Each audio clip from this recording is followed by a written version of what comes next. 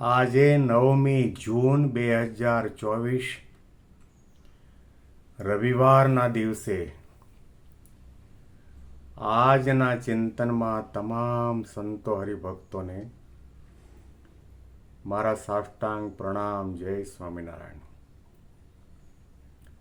આજનું ચિંતન નંદ સંતોના કીર્તનો, મર્મ અને રહસ્ય. સુણો ચતુર સુજાણ એમ ન ઘટે રે તમને દીનાનાથજી. મારા પ્રાણના આધાર,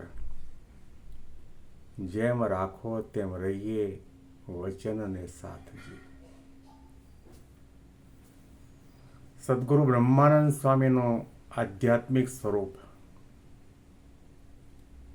ભગવાન સહજાનંદ સ્વામી સાથેની એમની પ્રીતિ અને સંબંધ,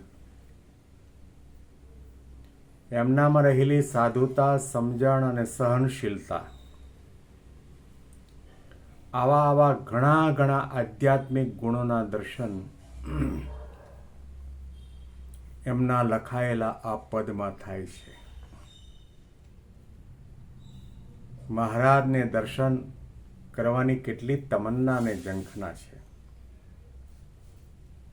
મહારાજની એક એક આજ્ઞા શિરોમાન્ય કરીને પાળવા માટેની તત્પરતા હોવા છતાં પણ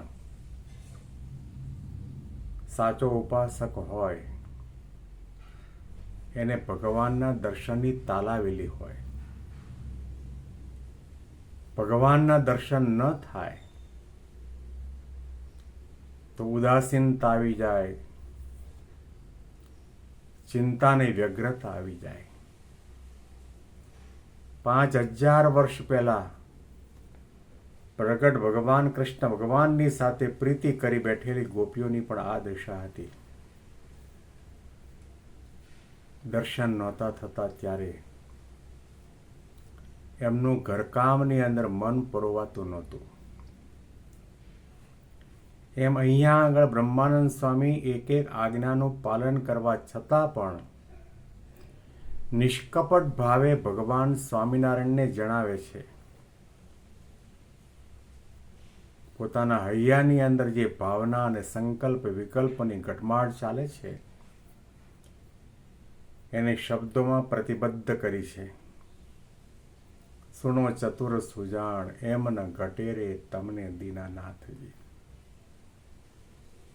ભગવાન સહજાનંદ સ્વામીને પોતે વિનવી રહ્યા છે, પ્રાર્થના કરી રહ્યા છે. એવું નથી કહેતા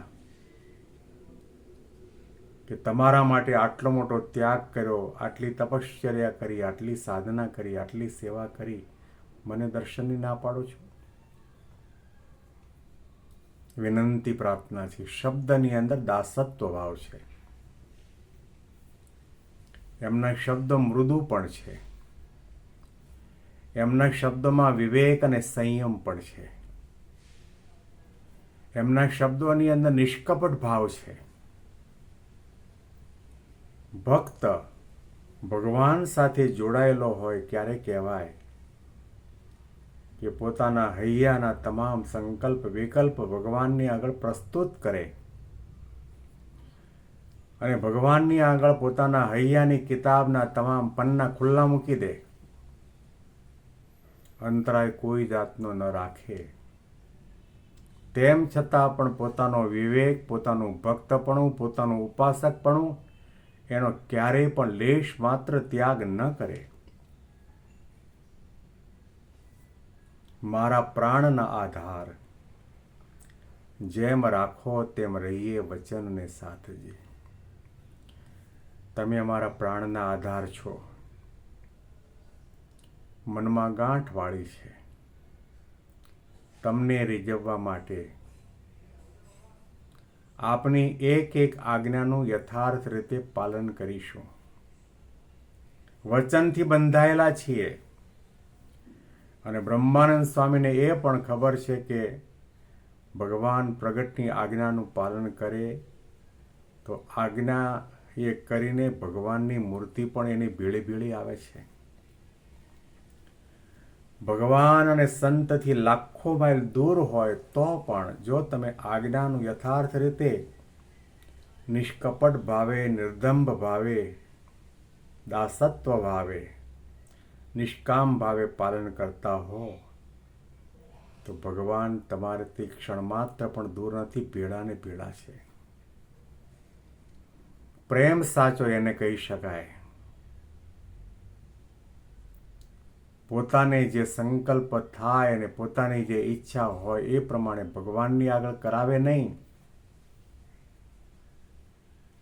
અમે કહીએ એમ કરવું પડશે, અમારે ત્યાં પધરામણી કરવી પડશે, અમે અમારો એકનો એક દીકરો સાધુ થવા માટે આપી દીધો છે, લાખો રૂપિયાનું દાન કર્યું છે, સંતોને ધોતિયા ઉઢાડીએ છીએ, ઠાકોરજીને થાળ આપીએ છીએ, આભૂષણ અને વાઘાની સેવા કરી છે, અમારે ત્યાં પધરામણી કરવા કેમ ના આવો? આવો હક દાવો ન કરે. સંત અને ભગવંત કહે એ પ્રમાણે કરે એ પ્રેમ સાચો છે. મહારાજે ગોપીઓની પ્રેમ લક્ષણા ભક્તિ વખાણી છે. ગોકુળથી મથુરા જવા માટે ભગવાન કૃષ્ણ તૈયાર થયા, રથમાં બિરાજમાન થયા, અક્રૂરજી લેવા માટે આવ્યા છે. આગલા દિવસે સાંજના તમામ ગોપાંગનાઓને ખબર પડી કે આપણા પ્રાણના આધાર, આપણા જીવન પ્રાણ, આપણા પ્રિયતમ, આપણા ભગવાન આવતીકાલે ગોકુળનો ત્યાગ કરીને મથુરા જાય છે. રાત આખી સૂતી નથી અને તમામ ગોપાંગનાઓને એક સરખા સંકલ્પ થયા છે કે આપણે ભગવાનને જવા નથી દેવા. અને સંકલ્પ એ પ્રમાણનો પણ બધાએ કર્યો કે ભગવાનના રથની આગળ આપણે સૂઈ જઈશું. અને ભગવાન એવા તો નિર્દય નથી ને કે આપણા શરીર ઉપર પોતાનો રથ ચલાવીને આગળ જઈ શકે.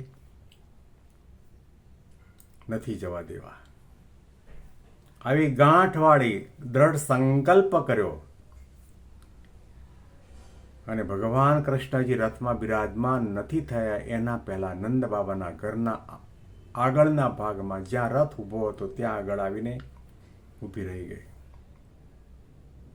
ભગવાન રથમાં બિરાજમાન થયા. સંકલ્પ કરીને આવી હતી. ભગવાન તો સર્વજ્ઞ છે, અંતર્યામી છે, બધું જાણે છે. એમણે વિચાર કર્યો કે આ ગોપીઓ મને મથુરા જવા દેતી નથી અને સંકલ્પ કરીને આવી છે કે રથના આગળના ભાગમાં સૂઈ જવું. અંતર્યામીપણે આ સંકલ્પ જાણીને ભગવાને પોતાના સારથીને કે પોતાના અંગત માણસોને કહ્યું નથી કે તમે માઇક લાવો, મારે જાહેરાત કરવી છે. એક શબ્દ પણ બોલ્યા નથી.